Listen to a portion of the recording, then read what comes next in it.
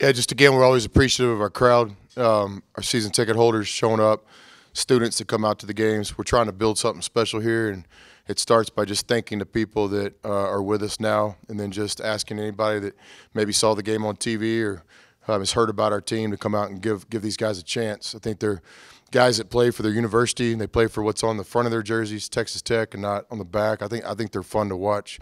But we're really appreciative of the fans that came out tonight, and we just want to continue to try to build the attendance. I guess, Coach, you've been asking for these quick starts. I guess what would you like about the 11-0 run, especially with all the screens that kind of got you guys open early on? Well, it helps when you hit shots. But I thought we did a good job on the defensive end. Maine is a very good three-point shooting team. And to hold them to 3 makes, I think got to give our guys some credit defensively. Now, they did miss some open threes late, but I thought for the most part, especially in the first half where we played well, we were dialed in defensively. So I think the start of the game, good shooting always helps, but I thought we were dialed in defensively as well. Coach Walsh from Maine said that the disparity was so great that they really weren't going to do too much with this game. They're just going to put it behind them and move on to the next opponent. What can you take from this game? You can take a lot of things anytime you play. Like we're no different than Maine and every other team in the country. You're trying to get better this time of year. The mark of any good team is to try to improve throughout the season and try to be playing your best basketball, in February and March and playing meaningful games in the postseason. So from this game, it's no different than any game. We'll study our offense and our defense. We'll try to get individual players better. We'll try to get our team better at the same time. I have a lot of respect for Maine. I thought the way they played in the second half, basically outplaying us, is a direct reflection of their coaching and their guys' discipline and heart. So I thought it was a well-coached team. We played great early. We made shots. That kind of made the deficit, large at halftime, but I thought Maine played great down the stretch. I know it's only 2 games in, but do you kind of feel like this was your best performance on defense? Maybe not with all the scrimmages and kind of stuff that you played. And what do you feel really kind of got you all going? I thought tonight we did a good job trying to defend the three-point line. Every team has an identity, and in competition, you try to stop what the other guy wants to do. It's a lot easier said than done, especially at our level. But Maine is a very good three-point shooting team. They're a team that's going to win a lot of games this year because of their ability to shoot threes. They got 5 guys out there at one time on the floor that can all shoot the ball. So I liked our urgency. I liked our game plan. I liked our players buying into the game plan, especially early. Now, from their point of view, they did miss some shots, so we were fortunate tonight. But I do think you got to give our guys credit because we had an urgency to defend the 3 for most of the game. Coach, it really seems like Brandon, no, he hasn't been getting a ton of minutes, but any minutes he's been getting off the bench, seems like he's really maximized those for the first couple games. What do you thought about him so far?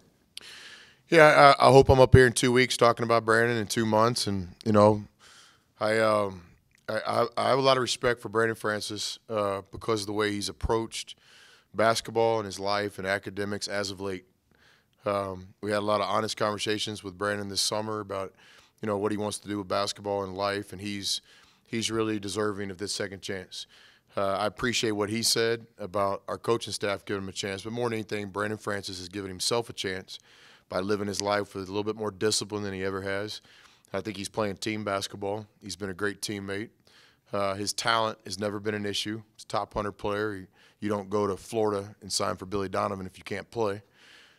He's just a guy that is trying to find, discipline in his life, and I give him a lot of credit for where he's at today. Still got a long ways to go. I think he'd tell you the same, but I'm pleased and I'm proud to be his coach.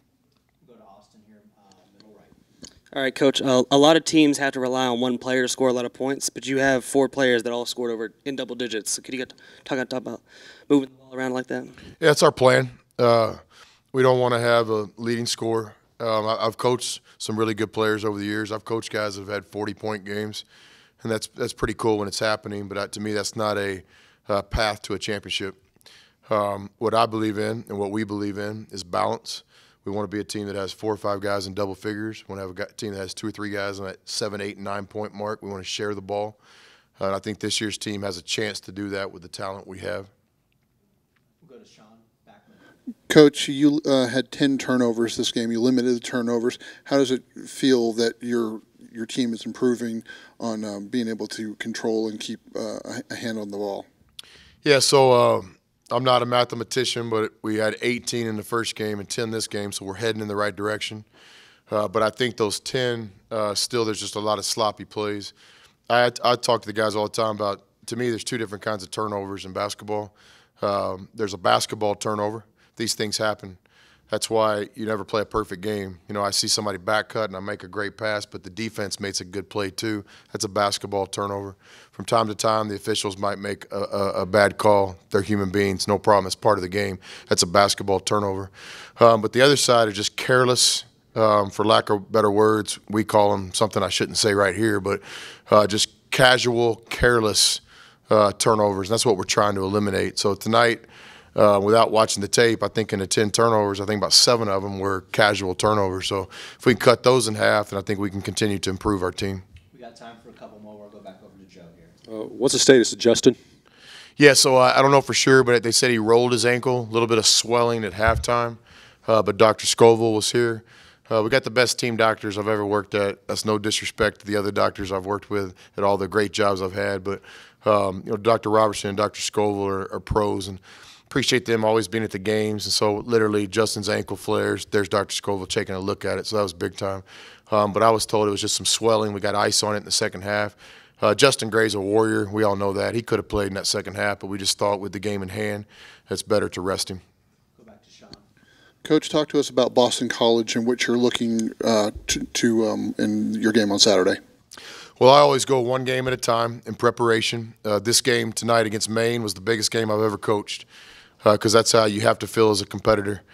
So I don't know much about Boston College. We've got guys on our staff that are working on that game. But what I do know is I have a lot of respect for their coach. What I do know is they have ACC players, and so it's going to be a real challenge for us, but a great opportunity. We're excited about this game. We're excited about the opportunity to play against a team that's well respected, a team that has good players and a great coach. Any other questions for Coach before we let him go? We'll go back to Carlos here in the front. Now you've had your first 2 games here. You have Boston College coming up and potentially Northwestern, depending on how things kind of happen. I guess for you, what do you take away from this, and I guess what can you kind of take away from positives from this game in terms of what you can kind of go against Boston College with? Well, we always break up our seasons into mini seasons, and so the first season we had was a 2-game homestand. We wanted to play some good basketball. We obviously wanted to win both games. We want to put ourselves in a situation where we've earned the right to play a meaningful second season. We've done that. Now we get a chance to play an ACC team on a neutral floor. It's a big game for us. I think in our first 2 games we've seen some good basketball, but we haven't seen anywhere near 40 minutes. Against a team like LaSalle or like Boston College or like Northwestern, it's going to take 40 minutes. So we continue to be a work in progress.